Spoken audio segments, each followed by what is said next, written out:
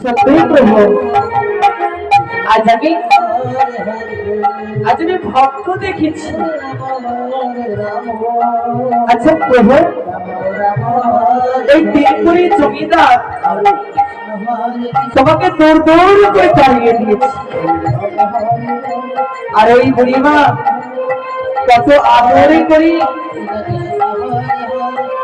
আদরে করে তোমাকে সেবা দিয়েছে। প্রভু, আজ ওই দিন করে জমিদারকে তুমি কি দেবে অভিশাপ, আর ওই বুড়িমা কি বা তুমি কি বাতে আশীর্বাদ দেবে?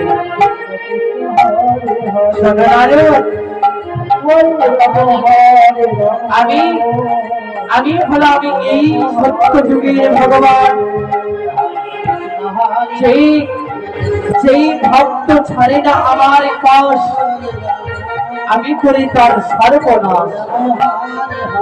তবু যদি আমার পাশ না ছাড়ি, তবে হয় আমি তার দাসীর দাস। তাই ওই তিন করে জমিদার আমায় দৌড় দৌড় করে তাড়িয়ে দিয়েছে, তাই আমি তাকে এই আশীর্বাদ করলাম,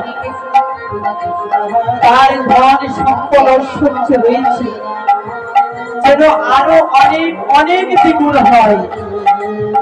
আর ওই বুড়িমাকে কি অভিশাপ দেব যেন?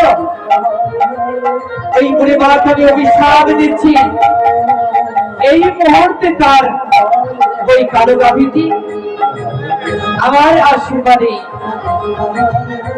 মৃত্যুবরণ করবে, আর সেই সঙ্গে ওই বুড়িমাও মৃত্যুবরণ করবে। নারায়ণী নারায়ণ নারায়ণ। প্রভু, তোমার খবর নাই। আচ্ছা প্রভু, ওই তিন করে জমিদারকে তুমি অভিশাপের জায়গায় দিয়েছো আশীর্বাদ, আর ওই বুড়িমাকে আশীর্বাদের জায়গায় কেন দিলে অভিশাপ? জানো, আমি যদি তাকে এই অভিশাপ না দিই,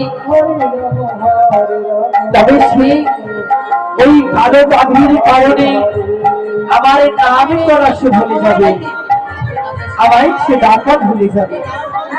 চলো এবার আমার প্রধান ভক্ত, আমি তাকে পরীক্ষা করতে যাব। তুমি দেখবে এই জগতে দেখবে শুধু আমার কত বড় ভক্ত আছে।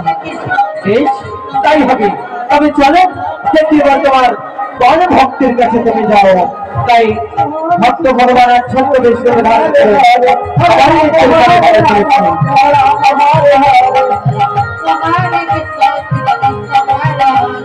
হরে